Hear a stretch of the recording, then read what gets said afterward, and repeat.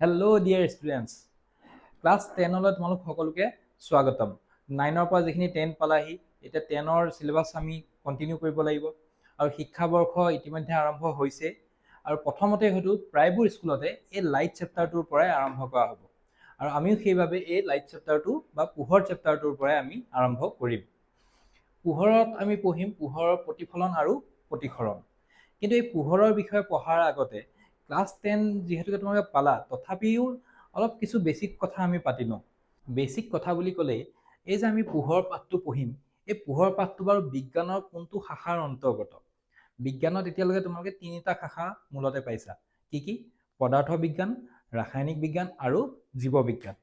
এই পদাৰ্থ বিজ্ঞান বুলি যে কোৱা হয়, পদাৰ্থ বিজ্ঞান যাক ইংৰাজীত আমি কি বুলি কওঁ? ফিজিক্স। ঠিক আছে, এই পদাৰ্থ বিজ্ঞাননো হয় কি? যিহেতুকে আমি লাইট পঢ়িব গৈ আছো, এতিয়া যিকোনো বস্তু এটা যেতিয়া আমি আৰম্ভ কৰোঁ পঢ়িবৰ কাৰণে, তাক সদায় কি হয় সেইটোৰ পৰা জানিব চেষ্টা কৰিব লাগে। সদায় মিনিংটো প্ৰথমতে বুজি পাব লাগে। গতিকে পদাৰ্থ বিজ্ঞান কি হৈছে? প্ৰকৃতি বা প্ৰাকৃতিক ঘটনাবোৰ শক্তি, গতি আৰু বল আদিৰ অধ্যয়ন। ঠিক আছে, এতিয়া প্ৰকৃতি আমাৰ চাৰিওকাষে যি আছে বা প্ৰাকৃতিক ঘটনাবোৰ, যেনে ৰাতি তৰাবোৰে কেনেধৰণে জিলমিলাই থাকে, কেনেধৰণে ৰামধেনু বনে, কেনেধৰণে বৰষুণ হৈছে, এই সকলোবোৰ কথা, এই প্ৰাকৃতিক ঘটনাবোৰ আমি কিহৰ পৰা বুজিব পাৰোঁ? ফিজিক্সৰ পৰা। আৰু এই ফিজিক্সটো কিহৰ এটা ব্ৰাঞ্চ হৈছে, কিহৰ শাখা হৈছে? ফিজিক্সটো এটা ব্ৰাঞ্চ হৈছে বিজ্ঞানৰ। তেতিয়াহ'লে বিজ্ঞান মানেনো কি? কেতিয়াবা সুধিব পাৰে যে কোনোবাই যে বিজ্ঞান মানেনো কি? আৰু আমি বহুতে বিজ্ঞান বহুত সৰুৰ পৰা পঢ়ি আছো, কিন্তু বিজ্ঞানৰ ডেফিনেশ্যনটো বা সংজ্ঞাটো আমি নাজানো। এতিয়া বিজ্ঞানৰ সংজ্ঞা বুলি ক'লে আমি কি ক'ম? যে পৰীক্ষা নিৰীক্ষা আৰু পৰ্যবেক্ষণৰ ওপৰত ভিত্তি কৰি প্ৰকৃতি আৰু প্ৰাকৃতিক পৰিৱেশৰ বিষয়ে লাভ কৰা প্ৰণালীবদ্ধ জ্ঞানকে বিজ্ঞান বুলি বোলা হয়।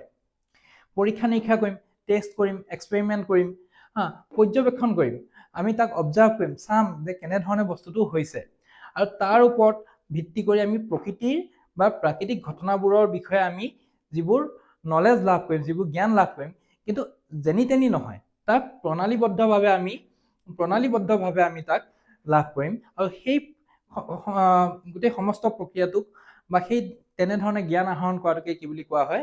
বিজ্ঞান। এতিয়া আমি আহোঁ পোহৰৰ মেইন টপিকটোলৈ। আৰু এই পোহৰ পাঠটি ইতিমধ্যে আমি গম পাইছোঁ যে কিহৰ অন্তৰ্গত? পদাৰ্থ বিজ্ঞানৰ অন্তৰ্গত। আৰু পদাৰ্থ বিজ্ঞান বিজ্ঞানৰ এটা শাখা। গতিকে কিন্তু এই পোহৰনো কি? পোহৰ হৈছে এবিধ শক্তি যাৰ সহায়ত আমি বস্তুবোৰ দেখা পাওঁ। আমি বস্তুবোৰ কি পাওঁ? দেখা পাওঁ। ঠিক আছে, এতিয়া যেনেধৰণে আমি চাউণ্ড পঢ়িছিলোঁ, শব্দও এবিধ কি আছিল? শক্তি। ক্লাছ 9ত তোমালোকে চাউণ্ড পঢ়িছা। ঠিক তেনেধৰণে ক্লাছ 10ত কি পাইছা? পোহৰ। যে পোহৰো এবিধ কি? শক্তি, যাৰ সহায়ত আমি বস্তুবোৰ কি পাওঁ? দেখা পাওঁ, আৰু এইবোৰ বা বস্তুবোৰ দৃশ্যমান হয়। কিন্তু কেনেধৰণে দেখা পাওঁ? এতিয়া বস্তুৱে তাৰ পৃষ্ঠত আপতিত হোৱা পোহৰ প্ৰতিফলিত কৰে। দুটা মূল শব্দ আছে, বা আপতিত আৰু প্ৰতিফলিত। আপতিত মানে সহজ ভাষাত বুজি লোৱা যে বস্তু এটা যেতিয়া লাইটটো আহি যেতিয়া এঠাইত পৰিছে, সেইটো কোৱা হ'ব আপতিত। আৰু প্ৰতিফলিত মানে কি? লাইটটো সেই বস্তুটোত পৰি যেতিয়া আকৌ উভতি গৈছে, সেইটো কি হ'ব? প্ৰতিফলিত। ধৰি লোৱা উদাহৰণ স্বৰূপে এইটো সূৰ্যটো। এতিয়া সূৰ্যটোৰ পোহৰ ধৰি লোৱা এজনী ছোৱালীৰ গাত পৰিলে, সূৰ্যৰ পোহৰ, এইপিনে ৰৈ আছা তুমি। এতিয়া এই সূৰ্যৰ পোহৰটো যেতিয়া ইয়াত পৰিব, তাৰ পৰা যিটো এইটোক কোৱা হ'ব আপতিত। কি বুলি কোৱা হ'ব? আপতিত। আৰু তাৰ পৰা এই পোহৰটো যেতিয়া তাইৰ গাত পৰিব, এই পোহৰটো চবফালে যাব, আৰু সেই তাৰে এটা অংশ যেতিয়া আহি তোমাৰ চকুত পৰিব, তেতিয়া তুমি তাইক দেখা পাবা। গতিকে সেইটোৱে কি হৈছে? তোমাৰ আপতিত আৰু প্ৰতিফলিতৰ এটা উদাহৰণ। ইয়াক আমি টেকনিকেল টাৰ্মতো বুজিম। টেকনিকেল টাৰ্মত কেনেধৰণে হয়, এটা ভিডিঅ'ৰ জৰিয়তে যিটো আমি এক্সপেৰিমেণ্ট কৰিব লাগে লেবত, সেইটো তোমালোকক দেখাম। ভিডিঅ'টোত চোৱা যে আমি এটা লেজাৰ লাইট লৈছোঁ, আৰু লেজাৰ লাইটটো দি আমি এটা লাইন বনাই লৈছোঁ। তলত বহীখনত দেখিছেনে? যিফালৰ পৰা আমি লেজাৰ লাইটটো মাৰিছোঁ, আৰু সিপিনে এখন আইনা ৰাখি থৈছোঁ। গতিকে এই চিনডালেদি যেতিয়া গৈছে লেজাৰ লাইটটো, সেইটো আপতিত ৰশ্মি বুলি কোৱা হয়। কি বুলি কোৱা হয়? আপতিত ৰশ্মি। আৰু সেই আইনাখনত খুন্দা খাই সি যেতিয়া উভতি গৈছে, সেইটো কোৱা হয় তোমাৰ প্ৰতিফলিত ৰশ্মি। আৰু মাজতে আৰু এডাল চিন আঁকি থৈছোঁ, দেখিছানে? সেইডালে দুটা ভাগত ভগাইছে। এতিয়া আমি জানিম যে পোহৰৰ গতিপথনো কেনেকুৱা, ই চিধা চিধিকে যায় নে অলপ তেৰা বেকা হৈ যায়। তাৰ দুটা গতিপথ আছে মূলতে। প্ৰথমটো হৈছে সৰল ৰৈখিক পথ, মানে ই চিধা চিধিকৈ যায়। কেনেকৈনো যায় তাৰো এটা এক্সপেৰিমেণ্ট কৰিব পাৰি। আহা আমি এবাৰ এক্সপেৰিমেণ্টটো চাই লওঁ। ভিডিঅ'টোলৈ মন কৰা। আমি ইয়াত কি কৰিছোঁ, 3খন কাৰ্ডবৰ্ড লৈছোঁ, যাৰ মাজেৰে আমি একেটা জোখতে 3টা ফুটা কৰি ৰাখিছোঁ, আৰু সেই ফুটাটোৰ মাজেৰে বা সেই ছিদ্ৰকেইটাৰ মাজেৰে আমি লেজাৰ লাইট পাছ কৰাইছোঁ, আৰু সেই লেজাৰ লাইটটো গৈ তোমাৰ ৱালত পৰিছে। এতিয়া যেতিয়া ফুটাকেইটা এলাইন হৈ আছে, একেটা লাইনতে আছে, তেতিয়া পোহৰটো ধুনীয়াকৈ পাৰ হৈ গৈ ৱালত পৰিছে।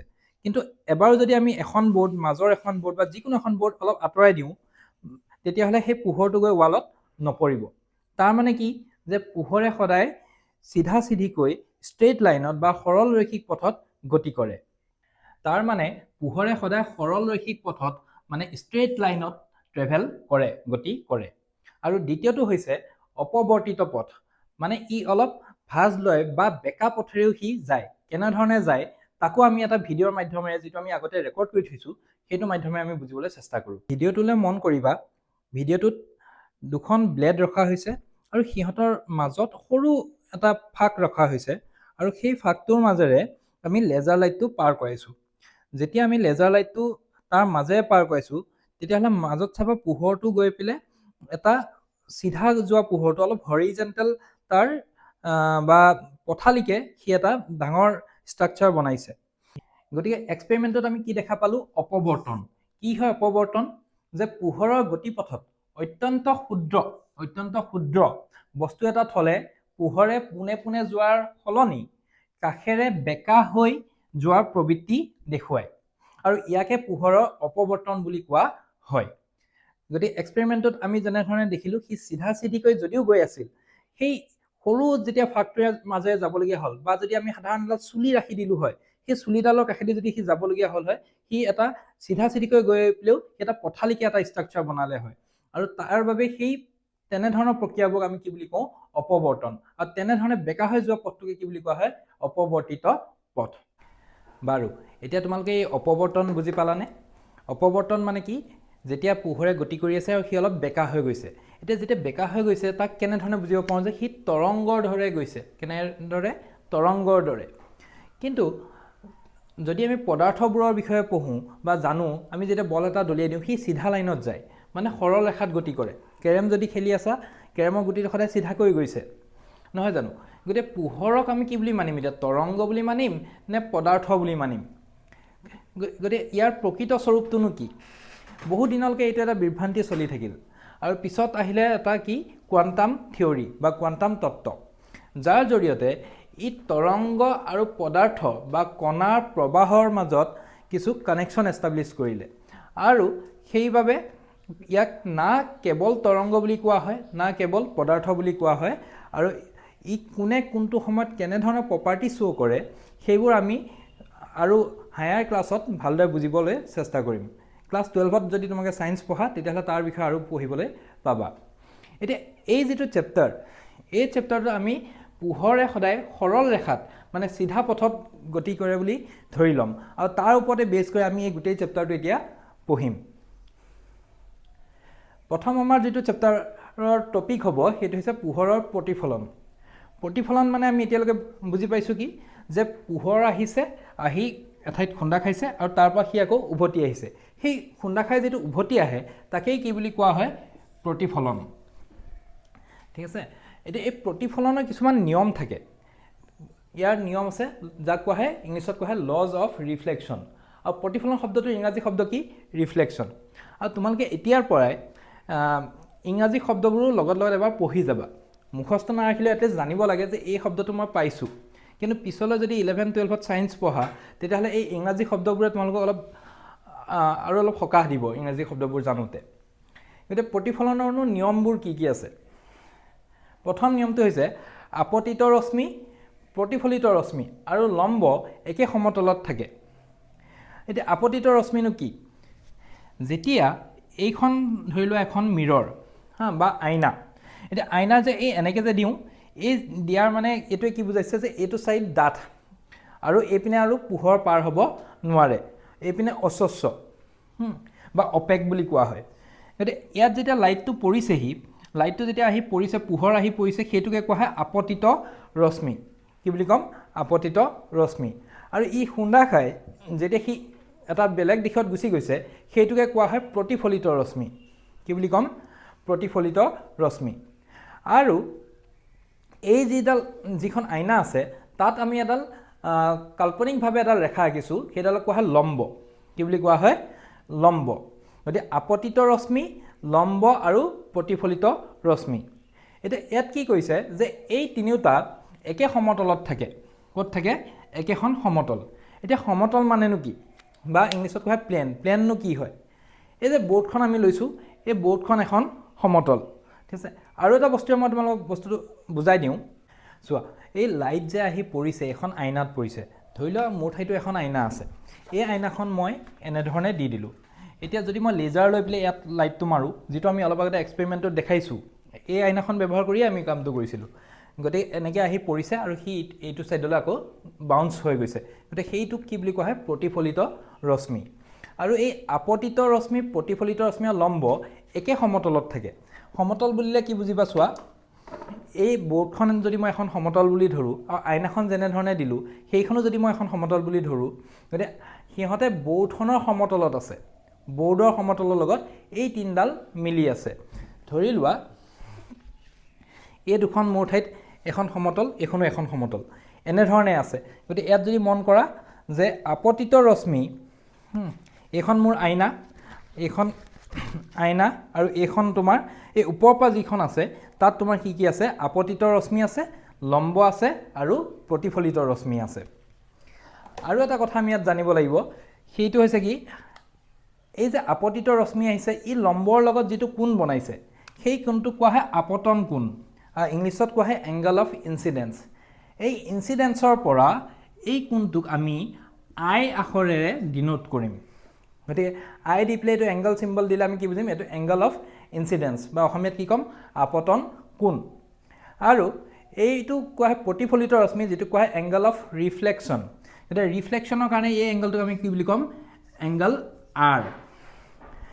আৰু লটোৰ মতে কি হয়, প্ৰতিফলনৰ নিয়মৰ মতে কি হয়, যে এংগল অফ ইনচিডেঞ্চ আৰু এংগল অফ ৰিফ্লেকশ্যন দুইটা কি হ'ব? সমান।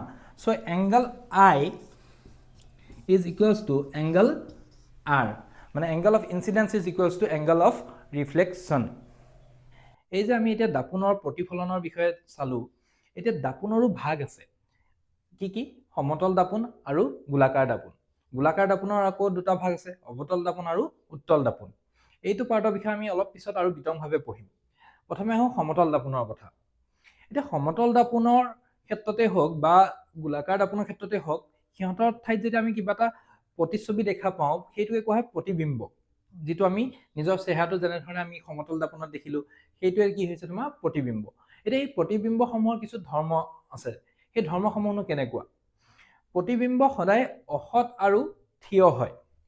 অসৎ আৰু থিয়। এইটোক ইংলিছত কোৱা হয় ভাৰ্চুৱেল। অসৎটোক ইংলিছত কি বুলি ক'ম? ভাৰ্চুৱেল। Virtual and erect. মানে কি? যেতিয়া তুমি আইনাখনত নিজকে চোৱা, তুমি থিয় হৈ পেলাই তোমাৰ ইমেজটো থাকে, উল্টা হয়তো নাযায়। কিন্তু যদি হয়তো তুমি এটা গোলাকাৰ দাপোনৰ ক্ষেত্ৰত যোৱা, ইয়াত তুমি নিজকে উল্টা কৰিও তুমি চাব পাৰিবা। যেনেকৈ আমাৰ ঠাইত এটা এক্সাম্পল আছে, যেনেকৈ এইখন ঘৰত, চবৰে ঘৰত পোৱা যায় অৱতল দাপোন আৰু উত্তল দাপোনৰ উদাহৰণ আমি ইয়াৰ পৰাই ল'ব পাৰোঁ। হাতা বা যিকোনোখন চকমকীয়া চামুচ তুমি যদি লৈ লোৱা, তাতে তুমি দেখা পাবা। এটা ছাইডৰ পৰা যদি মই চাওঁ, এইটো ছাইডৰ পৰা চালে নিজকে চিধা দেখিছোঁ, আনটো ছাইডৰ পৰা যদি মই চাওঁ, নিজকে কি দেখিছোঁ? ওলোটা দেখিছোঁ। গতিকে উল্টা ছাইডটো যিটো হৈ আছে, সেইটোক আমি কি বুলি ক'ম? অৱতল দাপোন। আৰু আনটো ছাইডক য'ত আমি চিধা দেখি আছোঁ, সেইটোক আমি কি বুলি ক'ম? উত্তল দাপোন। ইয়াৰ বিষয়ে আমি আৰু বিতংভাৱে আলোচনা কৰিম। কিন্তু সমতল দাপোনৰ ক্ষেত্ৰত সেই যিটো প্ৰতিবিম্ব আমি দেখিলোঁ, সেইটো কি হ'ব? তোমাৰ থিয় হৈ থাকিব। গতিকে সেইকাৰণে এইটো কোৱা হয় ইৰেক্ট। আৰু যি তাৰ প্ৰতিবিম্বটো হ'ব, সেইটো অসৎ বুলি কোৱা হয়, ভাৰ্চুৱেল হয়। ভাৰ্চুৱেল বা ৰিয়েল দুইটাৰ মাজত ডিফাৰেঞ্চটো কি? যে ৰিয়েল ইমেজবোৰ আমি পৰ্দাত ল'ব পাৰোঁ, সৎ প্ৰতিবিম্ববোৰ আমি পৰ্দাত ধৰিব পাৰোঁ, কিন্তু অসৎ প্ৰতিবিম্ববোৰ পৰ্দাত ধৰিব পৰা নাযায়। আইনাখনত তুমি চাব পাৰিছা, কিন্তু নিজৰ ইমেজটো তুমি এখন ডাঠ পৰ্দাত উলিয়াই ল'ব নোৱাৰা পটকে। এতিয়া সেই প্ৰতিবিম্বৰ আকাৰ লক্ষ্য বস্তুৰ সৈতে সমান হ'ব। যেনেকৈ ধৰি লওক এইখন আইনা আছে, যদিহে মই এই মমডাল মোৰ যিমানেই ডাঙৰ হৈছে তাৰ ইমেজটো সিমানেই ডাঙৰ দেখিম। তুমি নিজকে যদি আইনাত চোৱা, সমতল আইনাত চোৱা, তেতিয়াহ'লে কি কৰিবা, নিজৰ চাইজটো সিমানেই দেখিবা, না শকত দেখিবা না ক্ষীণ দেখিবা। আৰু 3 নম্বৰ নিয়মটো কি, যে আইনাখনৰ পৰা তাৰ দূৰত্বও সমান হ'ব। যদি এইখিনিৰ পৰা এইখিনিলৈকে দূৰত্ব আমি ইউ বুলি ধৰোঁ আৰু এইখিনিৰ পৰা এই মমডাললৈকে দূৰত্ব ভি বুলি ধৰোঁ, তেনে এই দুটা দূৰত্ব কি হ'ব, সমান। U is equals to v. মানে তুমি আইনাৰ যিমান সন্মুখত থিয় হৈ থাকিবা, আইনাখনৰ ভিতৰত তুমি সিমানেই দূৰত তুমি নিজকে দেখা পাবা। আৰু যিটো 4 নম্বৰ প্ৰপাৰ্টি বা ধৰ্ম, সেইটো হৈছে প্ৰতিবিম্ব পাৰ্শ্বীয়ভাৱে ওলোটা। সেইটো কি, তুমি এখন আইনাৰ ফ্ৰণ্টত থিয় হোৱা বা আইনাখন নিজৰ সন্মুখত লৈ লোৱা, আৰু তুমি যদি নিজৰ সোঁ হাতখন দাঙা, আইনাৰ প্ৰতিবিম্বটোৱে কি হ'ব, তাৰ বাওঁ হাতখন দাঙাৰ দৰে দেখিব। আৰু ঠিক তেনেধৰণে তুমি যদি বাওঁ হাতখন দাঙা, আইনাত যেন সোঁ হাতখনহে দাঙা গৈছে, নহয় জানো? এবাৰ কৰি চোৱা আৰু হয়নে নহয় জনাবা। গতিকে এইকেইটা আছিল সমতল দাপোনৰ ক্ষেত্ৰত প্ৰয়োগ হোৱা ধৰ্মসমূহ।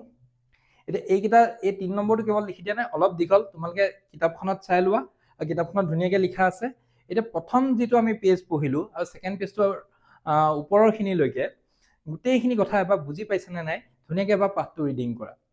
কিন্তু আমি পঢ়াব এনেধৰণে বিচাৰিছোঁ যাতে তুমি পাঠটো যেতিয়া আকৌ পঢ়া, তাত তুমি যাতে গোটেইখিনি বস্তু বিতংভাৱে তুমি বুজি পোৱা। এনেকুৱা এটা শব্দ নহ'ব বা টপিক নাথাকক যিটো তুমি বুজি নোপোৱাকৈ থাকা। তাৰপিছতো যদি কিবা ৰৈ গৈছে কমেণ্ট কৰি সুধিব পাৰা। গোলাকাৰ দাপোন, ধৰি লোৱা এইখন এখন দাপোন। এতিয়া ইয়াত দেখিছানে প্ৰতিফলন পৃষ্ঠ দুটা থাকিব পাৰে।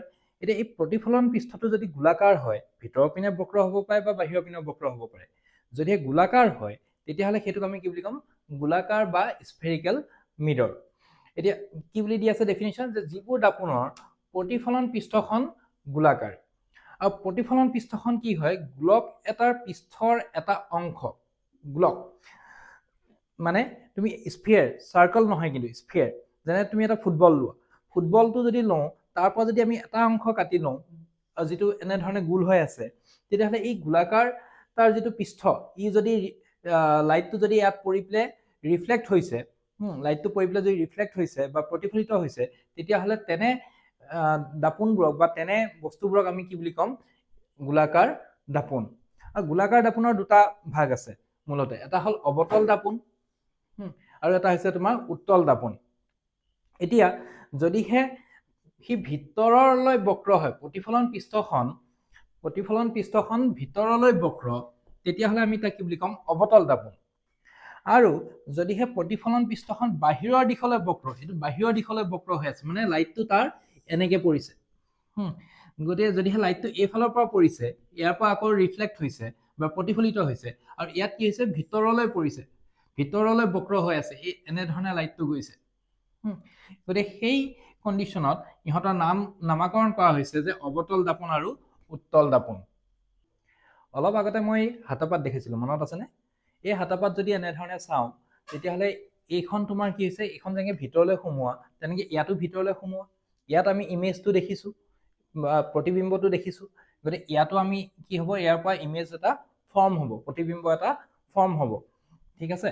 আৰু এইখন তোমাৰ এনেধৰণে দেখিছোঁ, এই বাহিৰলৈ বক্ৰ, মানে এই চাইডটো কি আছে, বাহিৰলৈ বক্ৰ।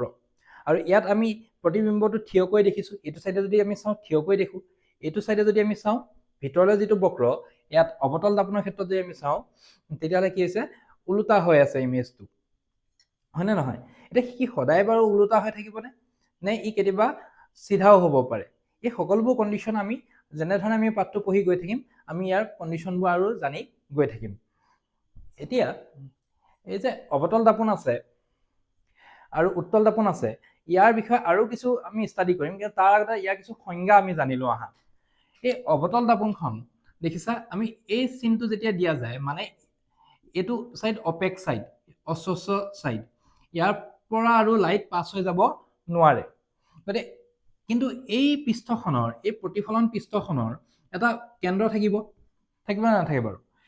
এইখনক যদি মই ভাগ কৰি দিওঁ, তেতিয়াহ'লে ইয়াত কি থাকিব, এটা কেন্দ্ৰ থাকিব। গতিকে সেই কেন্দ্ৰটোক আমি প'ল বুলি ক'ম, ইংলিছত কি বুলি ক'ম, প'ল। আৰু অসমীয়াত কোৱা হয় মেৰু। কি বুলি কোৱা হয়, মেৰু, ঠিক আছে। এই প্ৰতিফলন পৃষ্ঠখনৰ কেন্দ্ৰটোক আমি কি বুলি কোৱা হয়, মেৰু আৰু ইংলিছত কোৱা হয় পল ঠিক আছে আৰু এইখন যি আছে প্ৰতিফলন পৃষ্ঠখন ই এটা কি বুলি ক'লো আমি এটা ডাঙৰ গোলকৰ এটা অংশ অলপ আগতে আমি চালো যে এই গোটেই পৃষ্ঠখন কি হয় এটা ডাঙৰ গোলকৰ অংশ যদি এটা গোলক থাকে তেতিয়া তাৰ এটা চেণ্টাৰো থাকিব তাৰ এটা কেন্দ্ৰও থাকিব এই ভাঁজটোৰ যিটো কেন্দ্ৰ আছে কেন্দ্ৰটো প্ৰায় এনেকুৱা মানত অৱস্থিত হ'ব নহয় জানো গতিকে এই যিটো কেন্দ্ৰ ইয়াত অৱস্থিত হ'ব ইয়াৰ নাম দিয়া হ'ব ভাঁজ কেন্দ্ৰ কি নাম দিয়া হ'ব ভাঁজ কেন্দ্ৰ নহয় জানো আৰু ঠিক তেনেধৰণে উত্তল দাপনতো ইয়াৰ কি থাকিব এটা মাজত এটা কি থাকিব ভাঁজ কেন্দ্ৰ আৰু ইয়াতো এটা কি থাকিব তাৰ মেৰু বা পোল এইখিনি কি থাকিব পোল আৰু এইটো কি থাকিব ভাঁজ কেন্দ্ৰ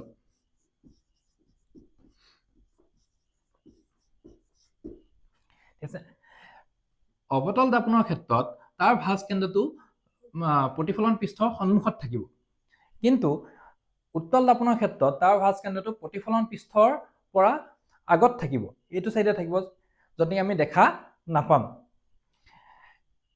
এতিয়া এই যে ভাঁজ কেন্দ্ৰটো আছে এই ভাঁজ কেন্দ্ৰটোক ইংলিছত কোৱা হয় চেণ্টাৰ অফ কাৰ্ভেচাৰ কি বুলি কম centre of curvature centre of curvature গতিকে পোল যাক অসমীয়াত মেৰু বুলি কওঁ চেণ্টাৰ অফ কাৰ্ভেচাৰ যাক ভাঁজ কেন্দ্ৰ বুলি কওঁ গতিকে ইয়াতো আমি তেনেকৈ ভাঁজ কেন্দ্ৰ পালো পোল পালো অৱতল দাপনৰ ক্ষেত্ৰত ভাঁজ কেন্দ্ৰ সন্মুখত থাকে উত্তল দাপনৰ ক্ষেত্ৰত ভাঁজ কেন্দ্ৰ পিছফালে থাকে এতিয়া এই যে ভাঁজ কেন্দ্ৰ আছে আৰু পোল আছে ইয়াক আমি যদি এটা ফ্ৰেজ ডায়াগ্ৰাম দি পেলাই আঁকি লওঁ এইখন চোৱা কি হৈছে প্ৰতিফলন পৃষ্ঠ এতিয়া এই প্ৰতিফলন পৃষ্ঠৰ মাজৰ যিটো এৰিয়া সেই এৰিয়াটোক আমি কি বুলি ক'ম পোল কি বুলি ক'ম পোল আৰু পোল কাৰণে তাক লিখা হয় পি বুলি কি বুলি লিখা হয় পি আৰু তাৰ যিটো চেণ্টাৰ হ'ব ধৰি লোৱা এইটো তাৰ চেণ্টাৰ আছে গতিকে সেইটোক আমি লিখিম চি বুলি গতিকে চেণ্টাৰ অফ কাৰ্ভেচাৰটোক আমি কি বুলি লিখিম চি আৰু পোলটোক আমি কি বুলি লিখিম পি ঠিক আছে এতিয়া এই চেণ্টাৰ অফ কাৰ্ভেচাৰৰ পৰা যদি এডাল আমি লাইন টানো পি লৈকে ঠিক আছে গতিকে এইটো এই যিটো গোলক হ'ল ইয়াৰ ব্যাসাধ্য হ'লনে নাই ৰেডিয়াছ হ'লনে নাই গতিকে এইডালক কোৱা হয় তোমাৰ ৰেডিয়াছ অফ কাৰ্ভেচাৰ গতিকে পি চি পি আৰু চি ইয়াত কি হ'ব ৰেডিয়াছ অফ কাৰ্ভেচাৰ অসমীয়াত আমি কম ভাঁজ ব্যাসাধ্য গতিকে পি চি ইয়াত কি হৈ যাব ভাঁজ ব্যাসাধ্য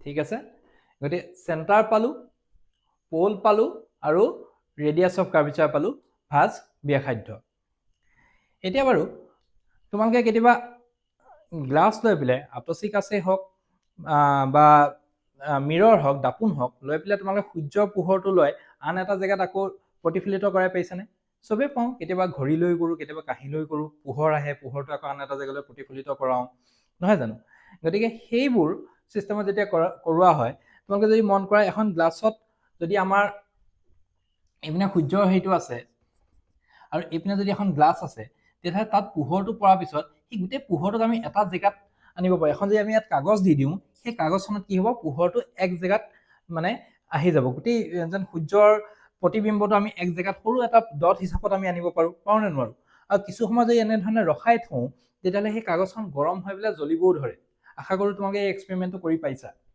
গতিকে সেই যিটো জেগাত গৈ পোহৰটো একত্ৰিত হয় হা প্ৰতিবিম্বটো তাত গঠিত হয় সেই জেগাটোক কোৱা হয় ফ'কাছ কি বুলি কোৱা হয় ফ'কাছ গতিকে সেইটোক আমি লিখো এফ ডি কি বুলি ডিনোট কৰোঁ এফ ঠিক আছে গতিকে ধৰি লোৱা যদিহে মোৰ অসীমৰ পৰা পোহৰ আহিছে গতিকে পোহৰ লাইন যদি মোৰ অসীমৰ পৰা আহিছে গতিকে আহি পোহৰ লাইনটো এনেধৰণে অহাৰ পিছত সি এইখন প্ৰতিফলন পৃষ্ঠ তাত লগ লাগি পেলাই সি কি হৈছে এনেধৰণে উভতি আহিছে আহাৰ লাইনটো এইটো আৰু প্ৰতিফলনৰ লাইনটো এইটো দেই যেতিয়া সি আহিছে গতিকে সি যিটো জেগাত সি আহি মানে একত্ৰিত হ'ব সেই জেগাটোকে আমি কি বুলি ক'ম ফ'কাছ গতিকে লাইট ৰেজ যদি তোমাৰ এনেধৰণেও আহিছে সি আকৌ ক'ত কাৰ মাজেৰে পাৰ হ'ব ফ'কাছৰ মাজেৰে আৰু এই এৰ' মাৰ্কটো মন কৰিবা এৰ' মাৰ্কটোৱে বুজায় যে লাইটটো কোন ফালৰ পৰা কেনেধৰণে আহিছে এতিয়া সূৰ্য যিহেতু আমাৰ বহুত দূৰত আছে গতিকে আমি ধৰি লওঁ যে ই অসীমত আছে গতিকে অসীমত থকাটো আমি কি চিম্বল দি ডিনোট কৰোঁ ইনফিনিটি নহয় জানো গতিকে চেণ্টাৰ অফ কাৰ্ভেচাৰ আমি পালোঁ ফ'কাছ আমি পালোঁ প'ল আমি পালোঁ আৰু ৰেডিয়াছ অফ কাৰ্ভেচাৰো আমি গম পালোঁ এতিয়া এই যিটো ফ'কাছ আছে ফ'কাছৰ পৰা প'ললৈকে মেৰুলৈকে যিখিনি দৈৰ্ঘ্য হ'ব সেইটো কোৱা হ'ব ফ'কেল লেন্থ বা ফ'কাছ দৈৰ্ঘ্য এতিয়া আমি পাইছিলোঁ ফ'কাছ দৈৰ্ঘ্য এফ পিটোক আমি কি বুলি লিখিম ফ'কাছ দৈৰ্ঘ্য বা ইয়াক নাভি দৈৰ্ঘ্য বুলিও কোৱা হয় ফ'কাছটোক আমি কি বুলি ক'ম নাভি নাভি দৈৰ্ঘ্য ইংলিছত কোৱা হয় ফ'কেল লেন্থ কি বুলি ক'ম ফ'কেল লেন্থ এতিয়া আৰু এটা বস্তু মন কৰা যদি এই মই চিৰ পৰা এডাল ৰেখা এইপিনে দিওঁ আৰু প'লৰ পৰা ৰেখাডাল এনেকৈ দিওঁ এতিয়া মন কৰিব যে ৰেখাডাল চেণ্টাৰ অফ কাৰ্ভেচাৰ মানে ভাঁজ কেন্দ্ৰ আৰু প'ল বা মেৰুৰ মাজেৰে পাৰ হৈ গৈছে সেই ৰেখাডালক কোৱা হ'ব প্ৰিন্সিপাল এক্সিছ কি বুলি ক'ম প্ৰিন্সিপাল এক্সিছ বা মুখ্য অক্ষ প্ৰিন্সিপাল এক্সিছ ঠিক আছে এডাল ষ্ট্ৰেইট লাইন হ'ব আকোতে অকণমান উপৰতল হৈছে গতিকে প্ৰিন্সিপাল এক্সিছ কি বুলি ক'ম ইয়াক মুখ্য অক্ষ ঠিক আছে গতিকে চেণ্টাৰ অফ কাৰ্ভেচাৰ ভাঁজ কেন্দ্ৰ ফ'কাছ বা নাভি বা ফ'কেল লেন্থ নাভি দৈৰ্ঘ্য প'ল মেৰু আৰু প'ল আৰু ভাঁজ কেন্দ্ৰৰ মাজে যিডাল ৰেখা পাৰ হৈ গৈছে সেইডালক আমি কি বুলি ক'ম প্ৰিন্সিপাল এক্সিছ ইমানখিনিলৈকে বুজি পাইছা আৰু এইখন কি দাপোন হৈ আছে অৱতল দাপোন কি দাপোন অৱতল দাপোন এতিয়া উত্তল দাপোন যদি লওঁ তাৰ ক্ষেত্ৰতো কথাবোৰ তেনেধৰণেই থাকিব খালি চাবা উত্তল দাপোন আমি ল'লে এইখন আমাৰ উত্তল দাপোন হ'ব কোনফালে দিম আমি প্ৰতিফলন পৃষ্ঠটো এইটো চাইড হ'ব গতিকে এই চাইডটো এনেকৈ যেতিয়া বুজাইছোঁ সেইটো কি বুজাব এইটো ডাৰ্ক চাইড বা ডাঠ হৈ আছে মানে এইফালে দিয়া লাইটটো পাছ নহ'ব গতিকে এই মাজেদি এইটো যদি আমি ধৰি লওঁ ইয়াত মাজত কি ধৰিম আমি তাক প'ল কি বুলি ধৰিম প'ল গতিকে প'ল ল'লোঁ গতিকে এইটো প'ল আৰু তাৰ মানে যিহেতু কেন্দ্ৰটো এনেকৈ বনিব গতিকে তাৰ চেণ্টাৰ অফ কাৰ্ভেচাৰটো ফাৰ্ষ্ট কেন্দ্ৰটো এইটো চাইডত থাকিব সেইখনৰ পিছফালে আৰু চেণ্টাৰ অফ কাৰ্ভেচাৰ আৰু মাজত ইয়াত কি থাকিব ফ'কাছ বা নাভিটো থাকিব গতিকে ইয়াত নাভিটো কেনেধৰণে ডিচাইড হয় যে ইয়ালৈ যদি অসীমৰ পৰা ইয়াতো যদি লাইট ৰেজ আহিছে পোহৰৰ আপতিত ৰশ্মি আহিছে তেতিয়াহ'লে সি ইয়াত খুন্দা খাই পেলাই সি উভতি যাব এনেধৰণে আহিলে আহি এনেধৰণে উভতি গ'ল নহয় জানো বা এই ধৰণে গ'ল গৈ খুন্দা খাই সি এনেধৰণে উভতি আহিলে এই যে উভতি আহিলে তাক যদি আমি পিছুৱাই নিলে আমি ক'ত পাম যিটো পইণ্টত সি লগ হ'ব দুডাল ৰশ্মি সেই পইণ্টটোক আমি কি বুলি ক'ম ফ'কাছ কি বুলি ক'ম ফ'কাছ আৰু এইটো হ'ল কি হ'ল তোমাৰ প'লৰ পৰা ফ'কাছৰলৈকে যিখিনি দৈৰ্ঘ্য সেইখিনি আমি কি বুলি ক'ম ফ'কেল লেন্থ আৰু প'ল আৰু ভাঁজ কেন্দ্ৰৰ মাজে যিডাল ৰেখা পাৰ হৈ গৈছে সেইডালক আমি কি বুলি ক'ম প্ৰিন্সিপাল এক্সিছ আৰু এইখন দাপোনৰ নামটো আমি কি দিছিলোঁ উত্তল দাপোন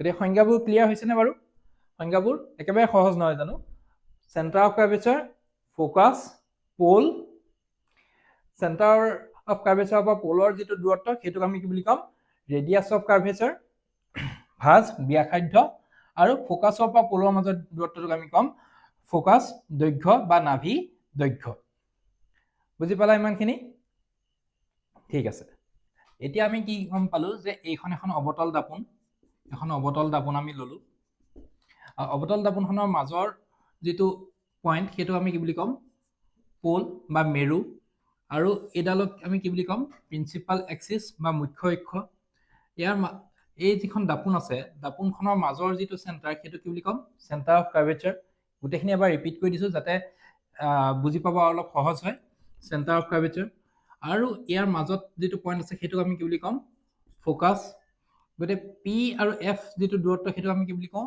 ফ'কেল লেন্থ চি আৰু পিৰ মাজত যিটো দূৰত্ব সেইটোক আমি কি বুলি ক'ম ৰেডিয়াছ অফ কাৰ্ভেচাৰ এতিয়া এইখিনি জনাৰ বাদেও এই দুটা পইণ্ট যদি এম আৰু এন মই লওঁ এই দুটা পইণ্ট ইহঁতৰো কিবা নাম থাকিব নেকি এতিয়া ভালদৰে যদি আমি মন কৰোঁ এইখন এনেধৰণে থকা এখন ধৰি লোৱা গোলাকাৰ দাপোন এতিয়া গোলাকাৰ দাপোনখন যদি মই এনেধৰণে দেখাওঁ তেতিয়াহ'লে ইয়াত চোৱা এইটো কি হ'ব এটা গোলকৰ এটা অংশ মানে ইয়াৰ যিটো পৰিসীমা আছে সেইটো বৃত্তাকাৰ আকৃতি এতিয়া যিহেতু এই বৃত্তাকাৰ তাত কি থাকিব ব্যাস থাকিব গতিকে সেই ব্যাসডালকে আমি কি বুলি ক'ম এই ব্যাসডালকে কি হৈ যাব আমি ক'ম যে এপাৰেচাৰ গতিকে ইয়াত এম এনটোৱে কি বুজাব এপাৰেচাৰ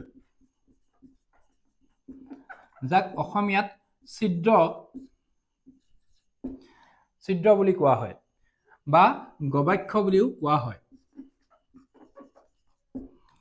আৰু আমি ইয়াত তেনেকুৱা গোলাকাৰ দাপোনহে ল'ম যাৰ ছিদ্ৰ বা গবাক্ষ এই ৰেডিয়াছ অফ কাৰ্ভেচাৰতকৈ যথেষ্ট সৰু হয় ৰেডিয়াছ অফ কাৰ্ভেচাৰৰ যিটো ভেলু থাকিব তাতকৈ যাতে এই এপাৰেচাৰৰ ভেলুটো সদায় বহুত কম হয় তেনেকুৱা দাপোনকহে আমি ইয়াত কনচিডাৰ কৰিম ঠিক আছে এতিয়া এই যিটো ফ'কাছ আমি পালোঁ ঠিক আছে এই যিটো ফ'কাছ পালোঁ আৰু তাৰ যিখিনি দূৰত্ব সেইটো কি বুলি ক'ম ফ'কেল লেন্থ গতিকে ফ'কেল লেন্থ আৰু এইখিনি যিটো দূৰত্ব চেণ্টাৰ অফ কাৰ্ভেচাৰৰ পৰা তালৈকে যিটো দূৰত্ব যিটো আমি ৰেডিয়াছ অফ কাৰ্ভেচাৰ বুলি কওঁ যিটো আমি কি বুলি ক'ম ৰেডিয়াছ অফ কাৰ্ভেচাৰ গতিকে ভাঁজ ব্যাসাৰ্ধ গতিকে ফ'কেল লেন্থ এণ্ড মানে ৰেডিয়াছ অফ কাৰ্ভেচাৰ ভাঁজ ব্যাসাৰ্ধৰ মাজত কিবা সম্পৰ্ক আছে নেকি focal length and radius of কাৰ্ভেচাৰৰ সম্পৰ্ক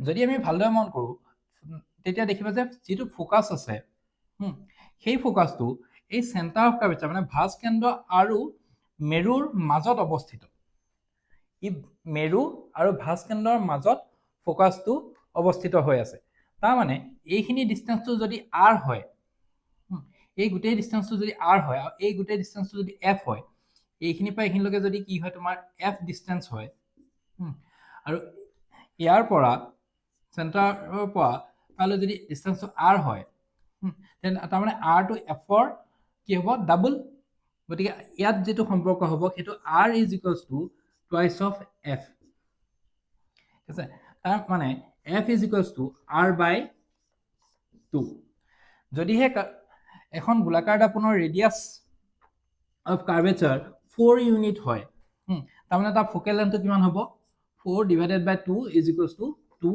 ইউনিট ইউনিটটো যিকোনো হ'ব পাৰে চেণ্টিমিটাৰ হ'ব পাৰে মিটাৰ হ'ব পাৰে সেইটো কুৱেশ্যনত দিয়া থাকিব গতিকে ৰেডিয়াছ অফ কাৰ্ভেচাৰ আৰু ফ'কেল লেন্থৰ মাজত যিটো সম্পৰ্ক সেইটো মনত ৰাখিবা R is equals two 2f এই ভিডিঅ'টো চাই যদি ভাল পাইছা তেতিয়াহ'লে ভিডিঅ'টো লাইক আৰু চেনেলটো ছাবস্ক্ৰাইব কৰি দিবা আৰু নেক্সট ক্লাছত আমি গোলাকাৰ দাপোনৰ দ্বাৰা প্ৰতিবিম্ব গঠনৰ নিয়মসমূহ আৰু অৱতল দাপোনৰ দ্বাৰা প্ৰতিবিম্ব গঠন এই সকলোবোৰ টপিক আমি খুব সুন্দৰভাৱে সহজ আৰু সৰল ভাষাত বুজিবলৈ চেষ্টা কৰিম আৰু আজিৰ ক্লাছটো আমি ইয়াতেই সামৰিছোঁ জয় আই অসম জয় হিন্দ